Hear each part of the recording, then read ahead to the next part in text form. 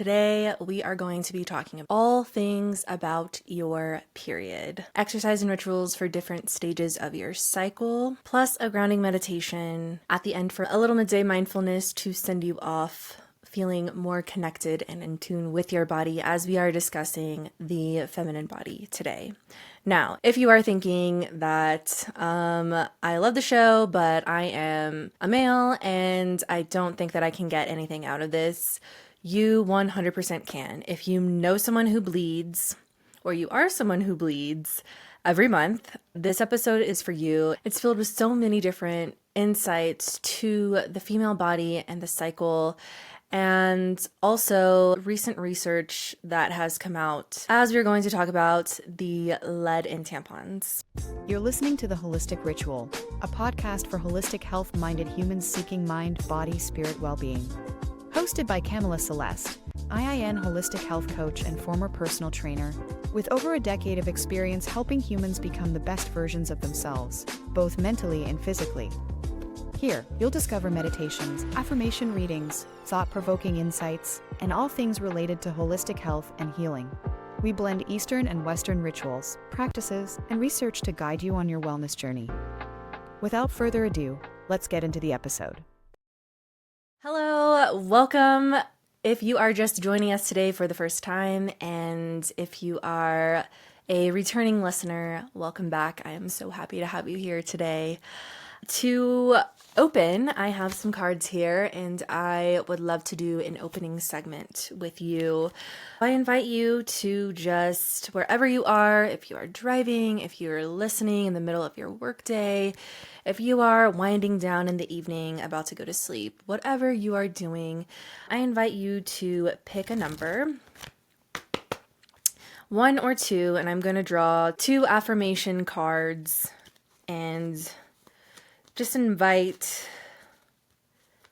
spirit, one just fell out, and divine guidance to offer us whatever message that you need to hear, that we pick some cards that align with whatever you may need in this moment. So we have one that's already fallen on the ground, and if you are set on your number, either number 1 or number 2, let's give it a quick little shuffle here. Pretty good at shuffling. Shuffling's kind of like a little hidden talent of mine, I suppose, or an odd talent. Okay, and we have the second one. I'm just going to leave those right over here. Jump down here. So number 1 or number 2. Go with number 1. Number 1, your affirmation is, I am strong. I'm stronger than I think I am. I reject victimhood. My strength is in knowing that all circumstances are temporary. I focus my attention on what's in front of me. I naturally move forward into new phases of life. I am strong. Whether you needed to hear that today or not, or maybe you didn't know you needed to hear that, I invite you, number 1s, to sit with those words and to know that you are strong, a lot stronger than you think you are. If you have found your way here today, as we discussed last week, or last episode, I should say, there is so much strength in vulnerability. So even if you feel that you are someone who tends to be on the more emotional or emotionally in tune, I should say, side of things, vulnerability is such a strength, and never be afraid to show it. My number 2s, the affirmation that has made its way to you today is, I am aware. When I pay attention to my surroundings, I can feel appreciation for everything. I see so much beauty in the world. Being aware means living in the present and fully experiencing my life in the here and now. I am aware. Number 2, whether you are needing to invite more presence in your life, to create that awareness of your surroundings, being having gratitude for the little things in life. Maybe being more present can come with doing something, a simple little ritual like looking out the window and taking in your surroundings, or better yet, if it is good weather outside, or you don't mind the weather outside, maybe actually venture outside and just take a look at your surroundings, be in the elements for a little while, and invite a little more presence, even if it means taking 5 minutes away from your workday, heading outside and just soaking in the present moment. I love doing affirmations to open up the show, or some type of ritualistic experience for you so that you are centered as you take in the information that we are about to discuss today. Which leads me to what we are probably here for. We are here to talk about the recent study that came out of UC Berkeley, the lead found in feminine care products, specifically tampons. So the study did testing on almost every kind of different tampon. So organic, non-organic, big name brands, little brands. And they found toxins in all of them, specifically high amounts of heavy metals such as lead. As you know, we have seen the rise in cancers and different illnesses and chronic conditions that are happening younger and younger in our society today. It is concerning, and especially because the vagina is one of the most permeable places in your body. Anything that you put in there or that goes in there, it's highly absorbable. It's a highly permeable area of your body. So I just want to read from my notes that I have down here just to make sure that I don't mess anything up, as this is research and I want to convey the information as accurately as possible.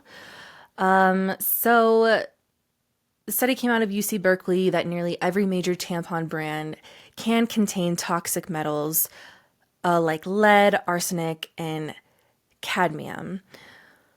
While this is incredibly alarming for so many different reasons, and how does this happen? How is there not testing that is just more comprehensive in what is actually in these? How did they even get in there? And what is going on at these factories that all of the supplies are being contaminated?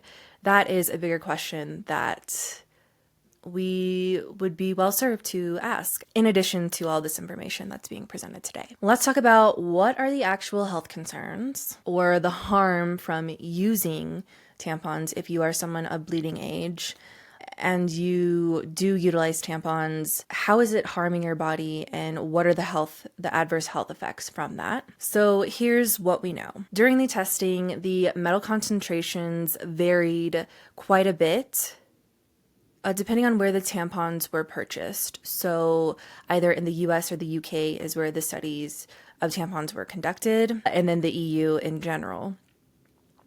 And this also happened to do with organic and non-organic tampons, as I mentioned before. Also, store versus name brand, so off-brand things. And they did find that these metals were found in organic and non-organic tampons, in both of them. It didn't matter if they were organic or not, which is really surprising to me as someone who is very much a advocate for holistic health and buying things organic so that we know that they are not sprayed with harmful pesticides and chemicals.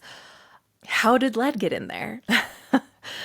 And then the study goes on to say that neither organic versus non-organic had consistently lower concentrations of all or most metals.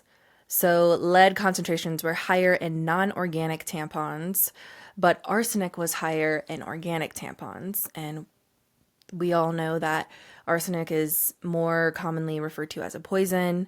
So then we have to ask ourselves, how did this happen? How did these toxic metals get into the tampons. Metals could make their way into tampons a number of different ways. The cotton material could have absorbed the metals from water, from the soil, from the air even, or through a nearby contaminant. So for example, if a cotton field was next to a lead smelter, so that is one way that it could have been leaked into the supply. And some could also be added intentionally during manufacturing as part of like pigment, whitener, antibacterial agents, or during some other processes in the factory that produces these products, which would be very upsetting.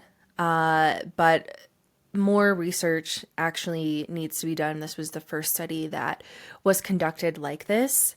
I will not get on my soapbox about how women have been overlooked in health for years and years and years, decades and decades, which as this pertains to women, it goes right into that category, I feel like.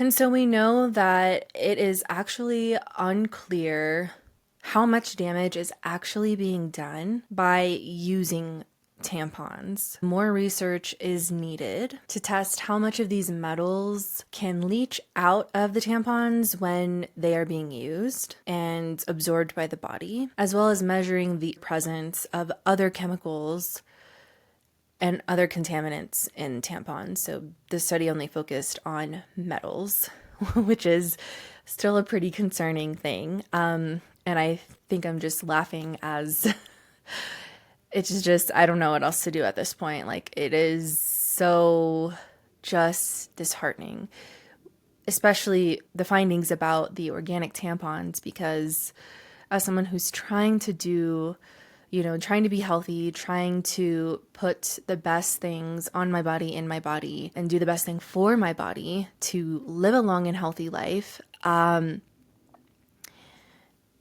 it's disheartening to know that products aren't just face value.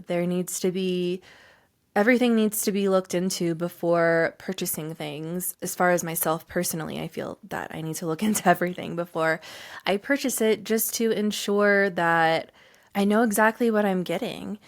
And I think that was by design. When other places, like I know the EU was a part of this study as well, but in other places, especially in Europe, I've just traveled there for a couple of weeks over a summer vacation, and just knowing that their food supply, they have different laws and regulations and different chemicals that are banned, that are allowed here in the US, that are considered toxins and carcinogens in the EU. It just feels like the US isn't doing enough to keep us safe from harmful long-term adverse health effects from products that are made primarily by big corporations. And I'll leave it at that. So why is this concerning? Is there a non-toxic amount of lead that we are able to be exposed to? What we do know is that the skin of the vagina, as I talked about earlier, is highly permeable. There's a higher potential for chemical absorption, no matter how small, of contaminants are in these tampons. And it is more absorbable than any other skin on the body. Anything that's absorbed in the vagina doesn't go through the gastrointestinal tract or is filtered by the liver. It is just straight into your system. So something to keep in mind if you are someone who uses tampons and you are looking for alternative options. Hearing this information, I know it can be scary, and my intention here isn't to scare you or isn't to fearmonger.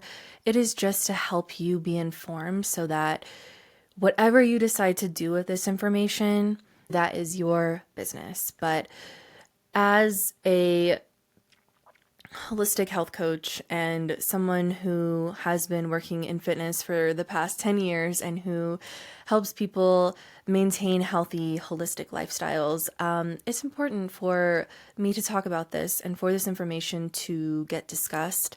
in a way that is factual and accurate, especially because 50 to 80% of people who menstruate are using tampons as their main form of managing their cycle. And also for potentially some of the male identifying listeners today, tampons can be worn up to several hours at a time. So it's not like we are putting one in and then taking it out within 30 minutes or an hour even. They can be worn, it is said on the packaging that they can be worn up to 8 hours. It is not recommended to sleep in them overnight, but from 5 to 8 hours, and anything over that limit, that's when we're getting into like toxic shock syndrome, which is basically tampon poisoning that can happen if you leave that in your system for too long. And that also leads me to kind of like a side note. I wonder how correlated this finding of lead in tampons is to toxic shock syndrome. I wonder if there's any type of correlation there, which is interesting. So any scientific people, researchers out there, that would be a very captivating study. So it's also very concerning because how much of that exposure is okay, and how much of that exposure is okay when it is being put in a very highly absorbable area of your body. We do know that heavy metal exposure is linked to dementia, infertility, and cancer, which is very prevalent here in the United States today. Heavy metal exposure can also damage the kidneys and the liver, and also the brain, as well as the cardiovascular, nervous, and endocrine systems. In addition, these metals can harm maternal health and fetal development. So very concerning things. Very concerning things for sure. The last thing that this study authored was there is no safe exposure level to lead, making it a concern regardless of the amount present in tampons, period. So what are we gonna do? What should we do? What are some alternative options? That is a great question. I'm so glad you asked, because I am here to give you some of those alternative options that I have looked into myself personally and have vetted them, doing my own research. As I always say on almost every single piece of content that I make that is informative and educational, always do your own research as well. Don't just take my word for things. While I do my due diligence. That is so hard to say when I've been stumbling over my words so much today already, which I'm probably going to edit out. But I do my due diligence to ensure that the information I'm putting out there is accurate, reliable, and is based on science, with a little sprinkle in of witchy woo-woo things as well, because that is just who I am. So options. Opting for non-big name brand tampons. There were so many big name brand tampons that were included in this research study that their names have not been released. So it is safe to say, just stay away from big name brand tampons. Like, I won't even say, I don't want to get sued, but big name brand tampons, not good. Opt for smaller brands, less notable brands, and some brands that I have looked into and I have heard from other health professionals as well are Cora Organic, which is ORGANYC, August, and Viv. And I will say August with a caveat because there hasn't been any released statement on whether their tampons contain lead or not. So with a caveat, it's a small business and I love to support and help out small businesses. And I think they have a pretty cool story. And their packaging is amazing. Okay, this is not this is not an ad for August. So August with a caveat. The other three brands, so Cora Organic with a Y, and then Viv, they have released statements that they do not contain lead in their tampons. If any tampon brand decided to ever release their test results, just like supplements, we look for test results to see the actual potency and quality of the ingredients in the supplements to ensure that we're not just taking sugar, watered down sugar pills. That would be amazing for tampon companies to start doing, especially with this new research that has come out. My second tip would be to prioritize that transparency. Any companies that publicly disclose their testing methods and the results of those definitely 100% can get behind that and would be okay to purchase. Also, something that I kind of started experimenting with when I worked at a zero waste herbal shop was menstrual discs and menstrual cups. I purchased a disc. I think it was like too big for me or something because it was a little bit uncomfortable, but for when I was wearing it, they do come in different sizes. When I was wearing the disc, I had no leaking or anything with it. And then it's supposed to be okay for use during intercourse. I did not test that out. I was kind of too scared. I thought it was gonna I don't know, just all come out during. And so it was just a messy thing that I did not want to get into in my head. Not that I had any proof that that would happen. And then also the menstrual cups. So the discs are more like, they're kind of like this big if you're watching, but I'd say they're like the size of, I don't know, a small orange, but you like squeeze them and they're very thin and then they just like expand and go over your cervix. And then the menstrual cups, they're more like taller, so a little bit longer, and then you just kind of squeeze them and just, I have not experimented with the cups, but things to look for in the cups are silicone cups are great, and then medical grade is always good as well. And they're also environmentally friendly and more sustainable options as you can reuse them and wash them out. To clean them, all you need to do is rinse them out and then boil them for a deeper clean.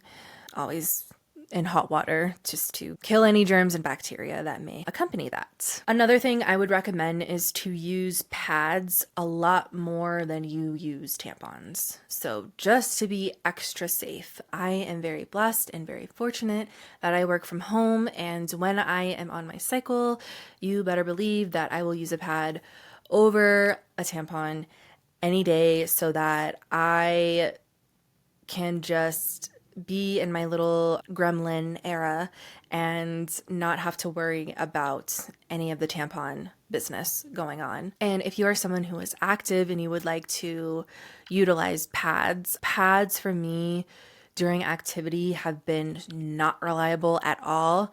And so I would never go to the gym or do like a leg day or something with a pad on. It's just, I personally don't feel comfortable wearing that during any type of activity. So I would recommend doing the pad for whenever you are not doing activity, only using a tampon during your activity, and then switching back to a pad after you're done with activity or exercise. So swimming, working out, moving around a lot. If you know that you have a job that you have to move around a lot during the workday, only use it then, and then as soon as you get home, back to pad usage would be a safer way to use tampons instead of just your only option and go-to. I always keep on hand both pads and tampons, just to, you never know when you're going to use or when you're going to want to use either one. And especially because I'm someone who has PCOS and I also never know when I'm going to get my period. So there's that as well. We are just getting so close and personal today. The other thing I would say is vote with your dollars. Boycott those big brand tampons. Look out for legislation that comes up as more research is done and more research comes out that would push to require stricter testing laws, manufacturing processes to ensure that heavy metals are no longer an issue and they are no longer contaminants in tampons, which to me is common sense.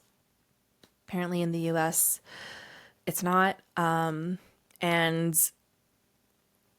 I guess in the UK and the EU too when it comes to this specific issue. Which leads me into the next segment. One way to make sure that you are the most informed and you are prepared and utilizing this information is to know what part of your cycle you are in. This means honoring your cycle and the different phases. And I'll probably put some graphics up here just so we understand. If you are watching this on Spotify or YouTube, a woman's feminine cycle. Okay, let's back up for a second. A man has a hormonal cycle as well as women.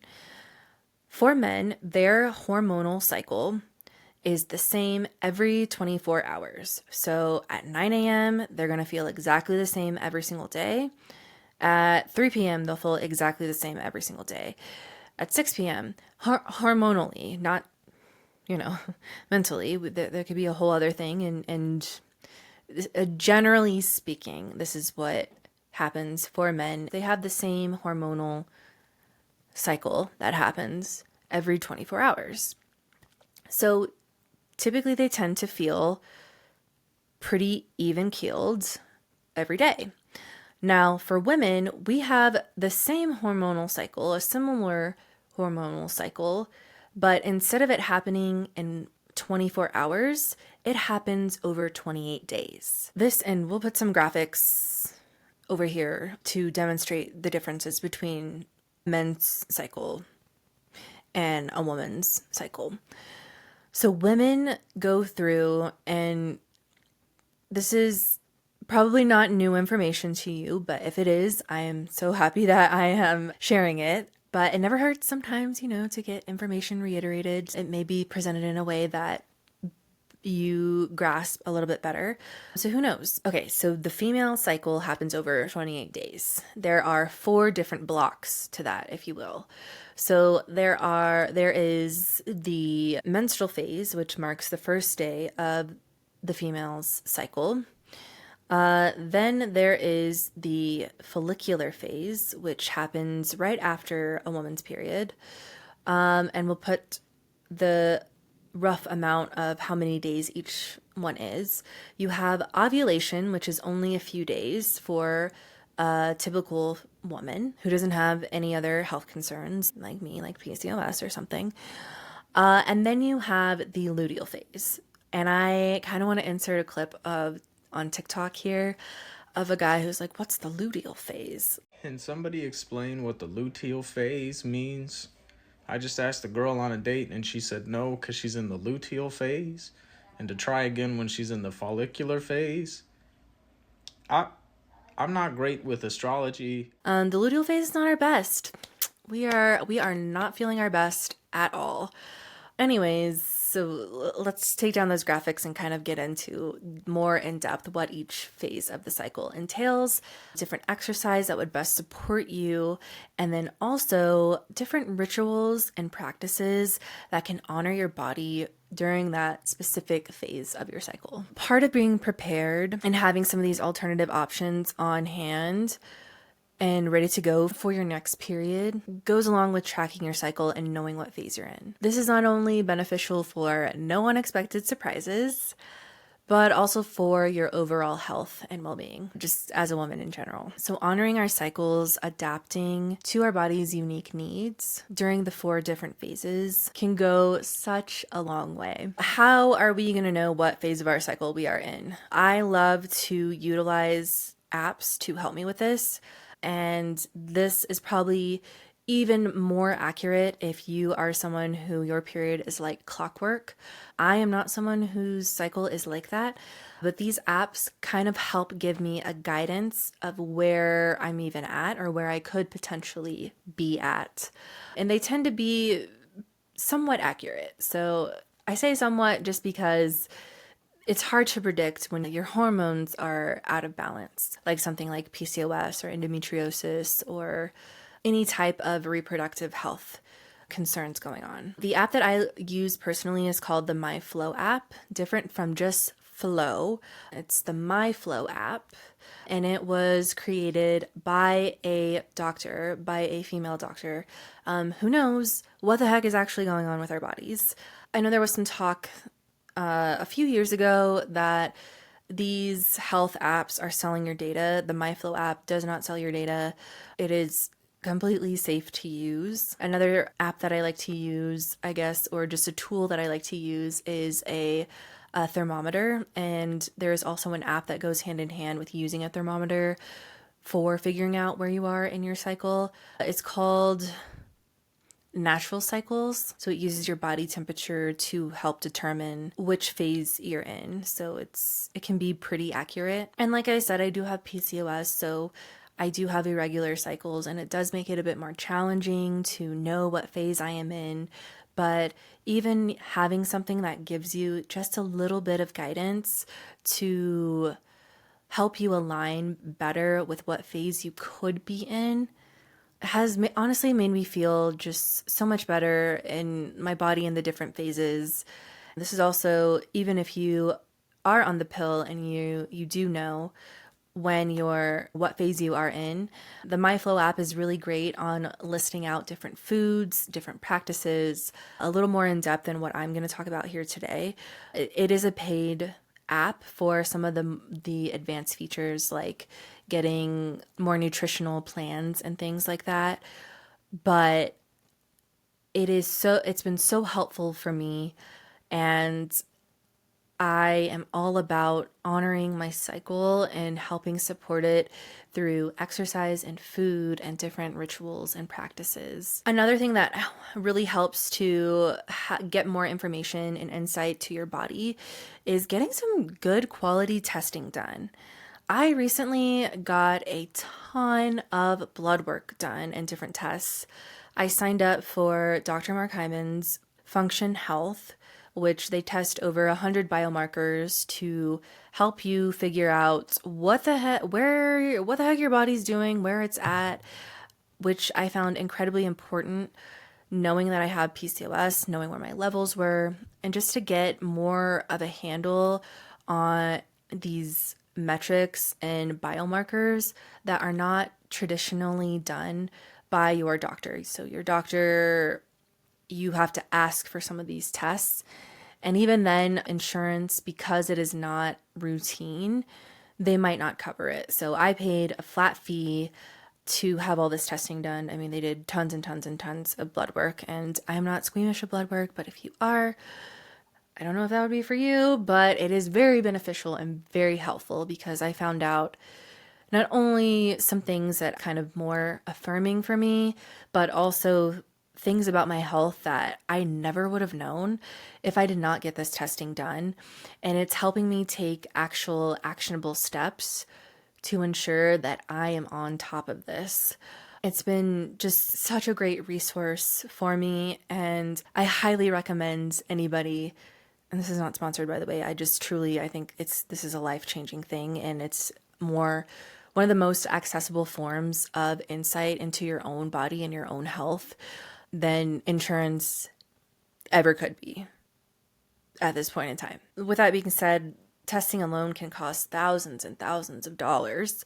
So for a fraction of what all this testing would have cost, insurance or not, it's just something so good to look into. Getting to know where some of these key hormone levels are that pertain to your female health was so incredible to know and so beneficial. And it's not just for women, it's for anybody with a pulse. Well, let me take a sip of water first before we get into some of the different phases of the cycle.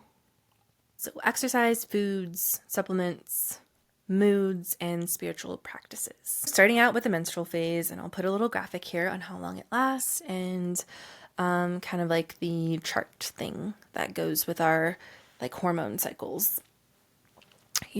If you're watching, you'll understand what I'm talking about. If you're just listening, I'm sorry, I'm doing weird hand motions and things. So the menstrual phase. Estrogen and progesterone are at their lowest here in this phase, and your uterus is shedding its uterine lining. So your body is busy. It is doing the most down there. Because your body is doing the most, it is not uncommon to feel lethargic in the very beginning of this phase. And as you progress with your cycle, you typically tend to regain a little more energy day by day. It's really important during this phase to focus on low impact movements, especially at the very beginning of your cycle. So things like yoga or going on walks. We are also our most intuitive and most connected, not only to ourselves, but to the world around us and to the people around us. Our intuition is at such a height here. So this is the perfect time to be doing those deep meditations, some journaling, or rituals during this time, new moon rituals, moon phase rituals, I guess I should say. This is when you can get some pretty profound downloads from source, being so connected to the cosmos during this time. And I'll even go as far as to say utilizing your menstrual blood in some of these rituals can feel incredibly powerful. Out there and very woo-woo, but bleeding is a natural thing for every single woman on this planet, and reclaiming it in this way can feel so liberating and so empowering. While listening to your body is key in all phases of your cycle, it is especially important during your menstrual phase of your cycle. If you are experiencing period-related pain during this time, there's no need to suck it up and push through. The weight of your flow, so if it's heavy or light, can also really affect the different types of movements that you feel up to. So just take it easy, really adjust your activity during this phase according to how your body is feeling. Really listen to your body. Please adjust your activity level accordingly. This is probably not time to try and hit a PR, to do a bunch of high intensity workouts or that spin class or anything that is going to put your body that is already working so hard any more stress on it than it already has. So during heavier flow days, utilize more gentler movement, gentler forms of exercise, or even just resting. Meditation, yoga, walking, stretching even, all count as exercise during this phase. Movement in general can also help alleviate cramps. So as your cycle progresses, then start adding in some more resistance training like Pilates or low intensity weightlifting. So again, we're not trying to PR. Those are things that can really be a partner to your cycle during this time. And that brings us to the follicular phase. The follicular phase is correlated with springtime. So thinking about foods that are crisp, like lots of salad, fresh fruits and vegetables, colder type of foods can be very nourishing for us during this phase. And then I also forgot to mention during the menstrual phase, it is more associated with winter. So warming foods, grounding foods can be very helpful during the menstrual phase. Back to the follicular phase. Estrogen and progesterone slowly start to increase as you finish up your bleed and you are going into the next of your cycle. So you may find yourself regaining some energy. Still taking it easy though. And then this can be a good time to focus on more resistance training or endurance type of training. So going for a hike or even a light jog or a brisk walk can feel really good and nourishing during this phase. And the same goes for weight training. Spiritually, getting out into nature, meditating in nature, dancing in nature, anything outside during this time can really take connecting with yourself to the next level. So then we have the ovulation phase, which is just a few days, and I will put the little graphic here.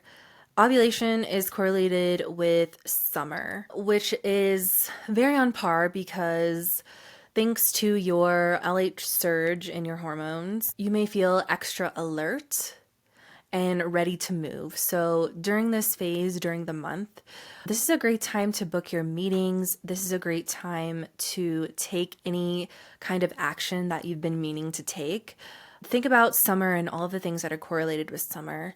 Being really active, getting in the sun. You might find that intense exercise during this period is more helpful for you. So high intensity interval training, we're back to that really intense spin class and we're pushing those PRs. These can feel a lot more manageable and these forms of exercise can feel a lot more manageable, and they can also feel like you are on top of the world. You are not dragging ass to try to get through a workout, any type of intense workout that you love to do.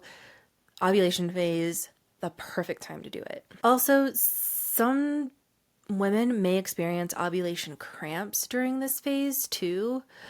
And if you are someone who, is just generally more prone to cramps and you do experience cramps during this phase, don't hesitate to take it easy or just tone it down a couple notches with your exercise and intensity.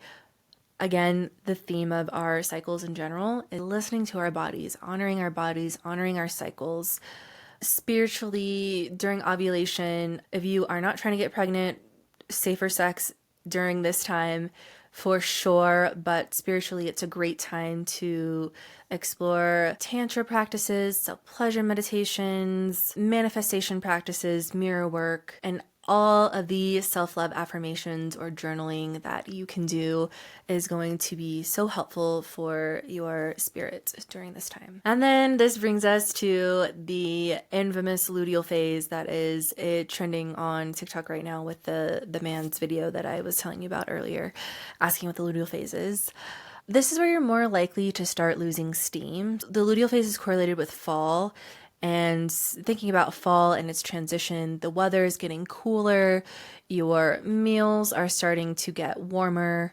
It's very transitional. So gearing up for menstruation and repeating this cycle all over again. It's the final phase of your hormonal cycle over the month, if you have a traditional cycle. And it can be a lot. I feel like these phases of our cycles, we have 2 really good weeks in the month with our follicular and ovulation phases, and then we have 2 weeks where we are just struggling. We are fighting for energy. We are lethargic. This is one of those phases. So you might notice during this phase, it takes you a lot longer to recover from an intense workout. PMS symptoms can also start up during this time. Breast pain, cramping can also start, and it can make certain types of exercise uncomfortable. So really just pay attention to that. The luteal phase can also have a greater effect on mental health. The luteal phase can also have a greater effect on mental health. Listening to that. So especially if you have PMDD, which is premenstrual dysphoric disorder, or PME. I had PMDD, is what my therapist recommended. I have a video on TikTok talking about the usage of a supplement called SAMe. It really helped me when I was in my height of my PMDD symptoms. And it is something that to add to your research to do on your own and to look into on your own. It really helped me. It changed how I was experiencing just very depressive thoughts, even unaliving thoughts, only during this time period. And then as soon as I would get my period, I would be like the happiest surge of just happiness ever. And it's like, oh, I was just getting my period. That's all that was happening. But it's very strange because usually we correlate, feeling kind of low and depressive and have some body dysmorphia going on during our menstrual phase and during the luteal phase as well. But I started taking SAMe and it helped me so much. If you are following me on TikTok, definitely look at that video. It has just my personal experience, firsthand experience, and then also some side effects in another video, I believe, and some things to look out for when you are purchasing that supplement, if you do decide to purchase that supplement. This is not a recommendation, just something to look into and do research for on your own if it would be right for you. So if you tend to feel down during this phase, it's important to focus on exercises that you actually enjoy that are going to help you manage these symptoms and just the emotional stress that you could potentially be feeling during this phase. Whether that's an easy stroll, just taking a walk during your lunch break, outside in the elements, getting sunlight is so important. You could even go on a walk with a friend, or doing some type of restorative yoga during this period can be so nourishing. And if you do feel up for high intensity workouts during this time, go for it. Just pay attention to your body. Any type of movement that gets you sweating is really going to have a positive effect on your mood. Maybe just give yourself a little bit of extra time to recover. So if you are a person who works out Monday through Friday, maybe we're breaking that up into 3 days on, 1 day off, 2 days on, 1 day off.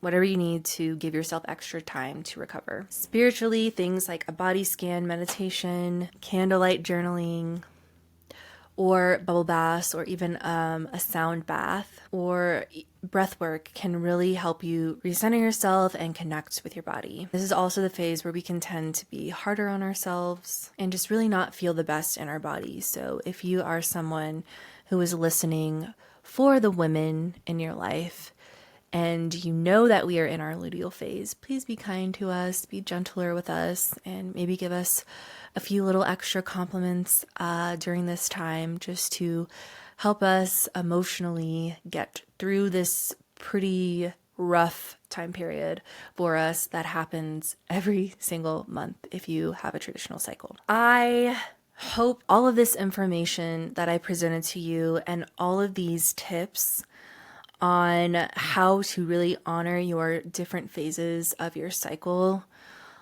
really just help you to go forward with a better understanding of yourself and your body, or a better understanding of the women in your life and how you can best support them through each of the different phases.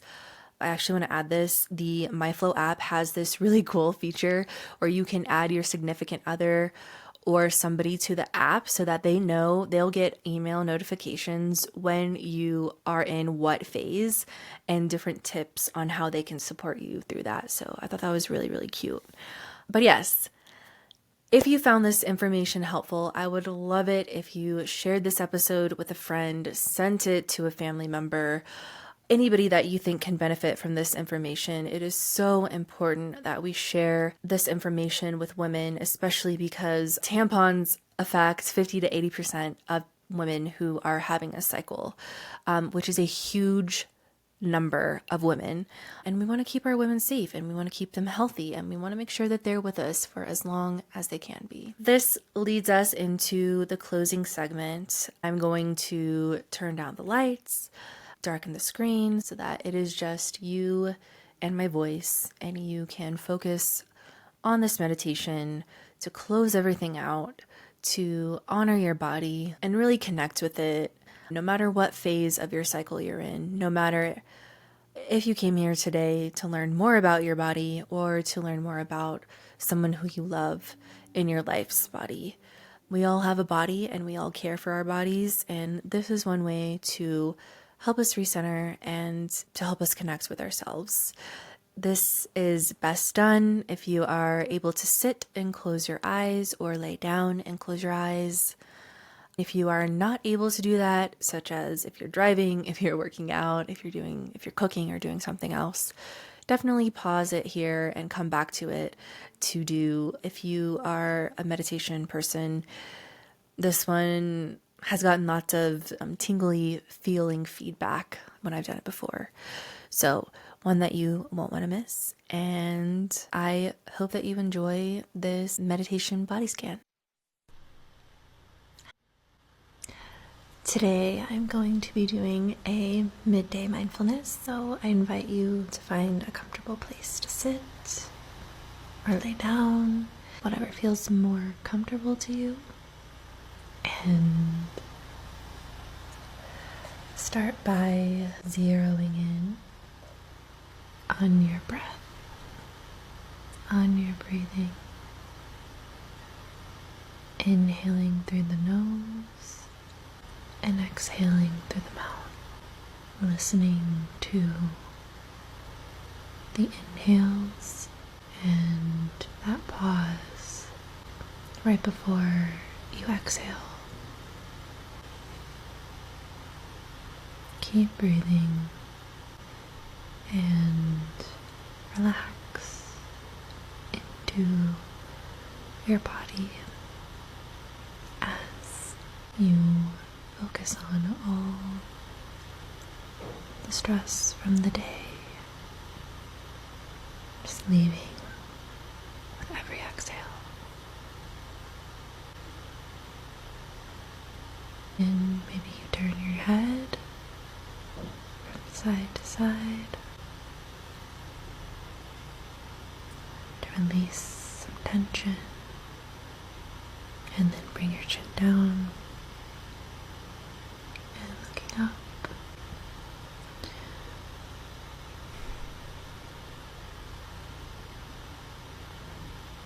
You're doing so good. You are safe,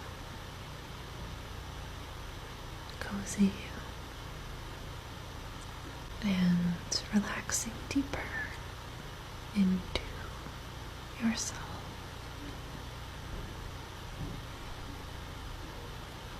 As you are relaxing, laying down, sitting down, I want you to think about the last time you felt unbelievable warmth from a person, from a place, from doing something that you love, that's fulfilling.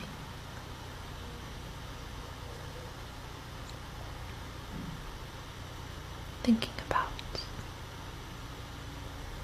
how good it felt.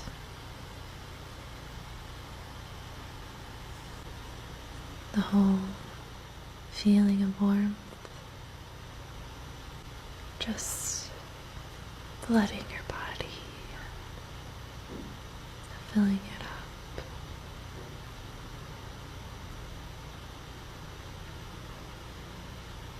And as you sit with these thoughts, I want you to relax your shoulders even further.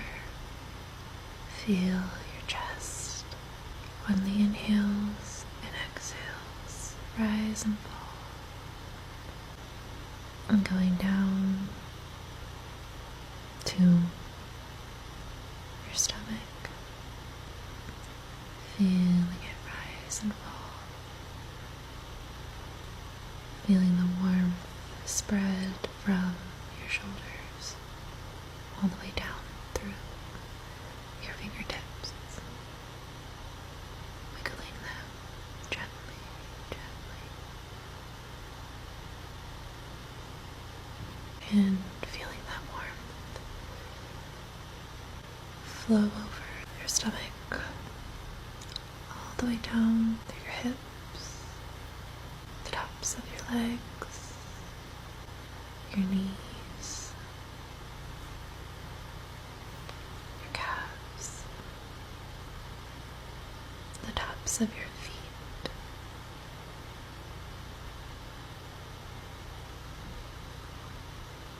and your toes. Gently, gently wiggling your toes. And if your eyes are closed, gently begin to blink them open whenever you're ready. Good. Thank yourself for taking these 5 minutes to relax, to de-stress, to put yourself first for a change.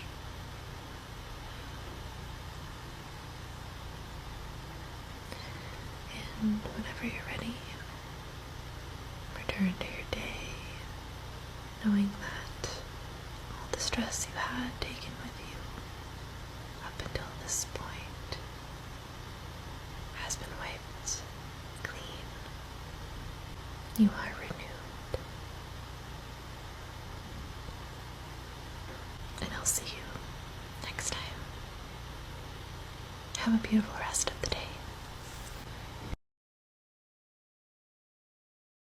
Thank you so much for joining me today.